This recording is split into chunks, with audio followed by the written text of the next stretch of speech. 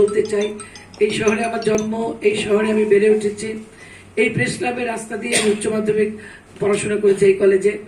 এই শহর, এই টাউন হল, এই বিবির পুকুর সবকিছুই তো আমার জীবনের প্রতিটা জায়গা, ইট পাথর আলো বাতাস আমার সাথে জড়িত। সুতরাং এটা প্রতিটা কষ্ট, প্রতিটা সমস্যা আমাকে কষ্ট দেয় বা আমি নিজে ফিল করি।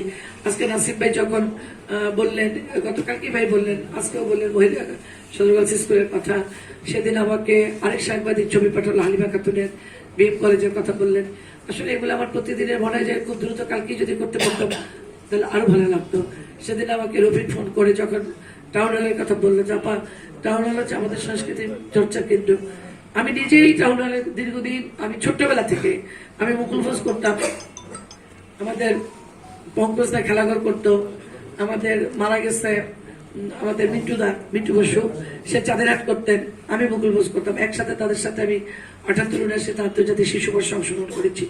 এই গ্রুপের সাথে অনেক প্রোগ্রাম করেছি আমি টাউন হলে। সুতরাং ওইটাও আমার একটা বিরাট দায়িত্বের জায়গা ছিল। আমি গতকালকেই বলেছি যে ৩,০০০ টাকা থেকে কি করে ১১,০০০ টাকা হয়, ৩,০০০ টাকা থেকে ২,০০০ টাকা বাড়তে পারে। ঠিক আছে, ১৫ বছর আগে, ১০-২০ বছর আগে ৩,০০০ টাকা থাকলে আলোচনা করে এটা একটু বাড়ানো যায়, কিন্তু ১১,০০০ কেন?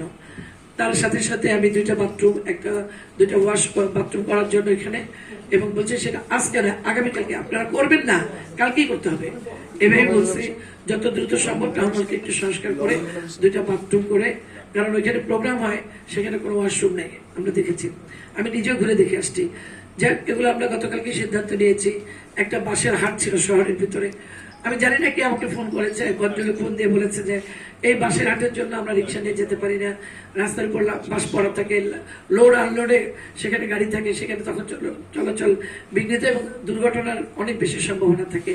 ওই দিন সকালে টেলিফোন পেয়ে আমি সন্ধ্যায় গিয়েছি এখানে, এবং ওইটা টেন্ডার ছিল মানে আগামীকালকে ওই বাসের ওইটার আবার নতুন করে তারা টেন্ডার দিবে। আমি অন স্পট সেই টেন্ডার স্থগিত করেছি এবং বাসের হাট এখানে বাতিল হবে বলে আমি ঘোষণা দিয়ে আসছি। সুতরাং আপনাদের লেখনির মাধ্যমে, আপনাদের বলার মাধ্যমে, যেমন আজকে অনেকগুলো এখানে নাসিম ভাই অত্যন্ত সুন্দর স্পিড ব্রেকারের কথাটা বললেন, বরং আমি সড়ক মন্ত্রীর সাথে দেখা করেছি, প্রতিমন্ত্রী, উনি বলেছেন আপনার ডিউলেটার পাঠান, কি কি সমস্যা দ্রুত পাঠান। আমি আমাদের মানিক পেয়া কলেজের সামনে আমাদের এতিমখানা 4টা শিশু সদর, এখানে 3টা, আমি এবার ঈদ করেছি তাদের সাথে, দুপুরে তাদের সাথে আমি খাওয়া দাওয়া করেছি। সেখানে বাচ্চাগুলো সব ARS স্কুল, কিশোর মজলিস, ওই জায়গায় পড়াশোনা করে এবং অনেক দ্রুত গাড়ি ওখানে চলাচল করে, ঢাকা বরিশাল, পটুয়াখালী, বরগুনা, ঢাকার এই গাড়িগুলা। তখন ওরা বললো যে এখানে দুর্ঘটনায় আমরা ভয়ে থাকি সবসময়। যেহেতু নাসিম ভাই একটু প্রস্তাব দিবে, আমার এটা জানা ছিল না, আমি লিখে নিয়েছি। হ্যাঁ, যদি ওটা না করে ডিবিএসটি, আমি আগামীকালকে আমরা কিন্তু সড়কের এক্সিডেন্টের সাথে আমি চা খাবো, তাকে বলেছি। আলহামদুলিল্লাহ, যদি সেটা হয় আমরা খুব দ্রুত এটা করবো। আপনি বলেছেন প্রতিটি স্কুলের সামনে, আমার সাথে পরিচয় হয় নাই, আমি নাম শুনেছি, আমার সাথে পরিচয় নেই। ওকে, এটা আমি খুব দ্রুত করবো, আজকে এখানে বলে গেলাম। আজকেই আমরা একটা ফোয়ারা উদ্বোধন করছি চৌমাথা লেকের পাড়ে। আপনাদের সবাই সহযোগিতা চাই, কারণ আমি শিরিন এই বরিশালের মেয়ে, আপনারা কিন্তু বরিশালের সন্তান। সুতরাং আমরা ভাই বোন, আমরা সিটি কর্পোরেশন প্রেস ক্লাব সবাই মিলেমিশে এই শহরটাকে একটা সুন্দর শহর করতে পারি কিনা। যেটা নাসিম ভাই বললেন, সবাই বলে রাজশাহী শহরের কথা, আমার চেয়ারম্যানও বললেন যে রাজশাহী শহর অনেক সুন্দর শহর, আমরা রাজশাহীর চাইতেও ভালো করতে পারি কিনা, এটাও আমাদের মাথায় থাকুক। আমরা চেষ্টা করে যাই যে আমরা কতটুকু সুন্দর করতে পারবো। আমার জায়গা থেকে আমি দুর্নীতিমুক্ত সিটি কর্পোরেশন করবো, সেটা আমার প্রথম দিনেরই ঘোষণা ছিল। গতকালকে কি হয়েছে আমি বলেছি, গতকালকে কি করেছেন, কি হয়েছে আমি জানতে চাই না, কিন্তু আগামীকালকে গতকালকে ঘটনা হবে না, সেভাবেই যেন আমরা সিটি কর্পোরেশনকে চালাতে পারি। আসলে আমরা যদি দায়িত্বের জায়গা থেকে আমরা সবাই কঠিন থাকি, তারাও নিশ্চয়ই সেভাবেই তাদের দায়িত্ব পালন করবে বলে আমরা বিশ্বাস করি। মূল মাথা যদি আমরা এলোমেলো থাকি, তাহলে তার পরবর্তী শাখা প্রশাখার স্বাস্থ্য কিন্তু ভালো থাকে না, মাথা নষ্ট থাকলে তার শরীরে নষ্ট থাকে। সুতরাং সেই জায়গাটা থেকে আপনাদের সাহায্য চাই।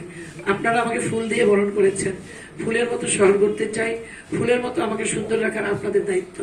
আমি যেন কোনো ভুল করলে আপনারা আমাকে ধরিয়ে দিবেন, আমি যদি ভুল করি, ভুল আমার হতেই পারে, ভুল হলে আমাকে সহযোগিতা করবেন, ভুল সংশোধনের সুযোগ দিবেন, যেন আমি ভুলটা সংশোধন করে আমি ভালো কিছু করতে পারি, বা যে ভুলটা হয়েছে সেটা যেন আর ভুল না হয়।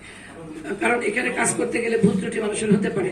শহরকে কিভাবে করতে পারি, শহরকে কিভাবে সাজাতে পারি, এটা সম্পূর্ণভাবে আপনাদের সহযোগিতা চাই, এটাই আমার মূল কথা। আর বরিশাল বাংলাদেশের যেখানেই যাই বরিশালের আলাদা একটা সৌন্দর্য আছে। বরিশাল বিভিন্নভাবে মানুষের কাছে অনেক সুন্দর একটি বরিশাল। সেটা শুধু আজকে যদি এই সুন্দর নগরীটা আমরা যদি অসুন্দর করে ফেলি, ময়লায় টোটাল বরিশাল শহর আজকে অপরিচ্ছন্ন। এই অপরিচ্ছন্ন শহরকে আমরা পরিচ্ছন্ন শহর করতে চাই। 3 নম্বর ওয়ার্ডে একটি ময়লার বাগান আছে, দেখবেন যেটা এত অস্বাস্থ্যকর যেটা বলার মতো না। আমি গতকালকে খুব দ্রুত আমরা একটি পার্মানেন্ট জায়গা যেখানে যে ময়লা ফেলা যায় সেটা আমরা চেষ্টা করছি যে সেই জায়গাটা কিনে আমরা সেখানে ব্যবস্থা করব। হাজার সমস্যার ভিতর থেকে একটা একটা করে অগ্রাধিকার ভিত্তিতে যেটা সমস্যা, যেহেতু সামনে বৃষ্টি, আমার প্রধানমন্ত্রী কিন্তু বলেছেন যে প্রথমেই সামনে বৃষ্টি, এখানে চিকুনগুনিয়া বিভিন্ন মশাবাহিত রোগ আছে, এগুলোকে আপনারা গুরুত্ব দিবেন। সেখানে মশার ওষুধ দিয়ে সমস্যা আপনাদের লিখনিতে আমি দেখেছি, মশার ওষুধে ভেজাল আছে। সেই জন্য আমরা একটু বলেছি যে ওই টেন্ডারটা বাতিল করে নতুন করে যদি ভালো ওষুধ না দেওয়া যায় তাহলে তো মশার ওষুধ দিয়ে কোনো লাভ নেই। আজকে আমাদের 1 নম্বর ওয়ার্ড থেকে ফোন করেছে, আপা আমাদের একটু মশার ওষুধ দরকার। নাজির মহল্লা থেকে ভদ্র মহিলা ফোন করছে যে আমার মশার ওষুধ দরকার। আমি একটা হোয়াটসঅ্যাপ নাম্বার দিয়েছি যে আপনাদের সেবক হতে কাজ করতে চাই, যার যত সমস্যা আমাকে এই নাম্বারে যোগাযোগ করুন, হয় মেসেজ দেন না ভিডিও করুন। এটা আমি অনলাইনে দিয়েছি, আপনারা সবাই আমাকে পাশে থেকে এই সহযোগিতাটা করবেন। আমি শিরিন কোনো আমার ইমানের জায়গা থেকে এই কাজটা আমি করতে চাই।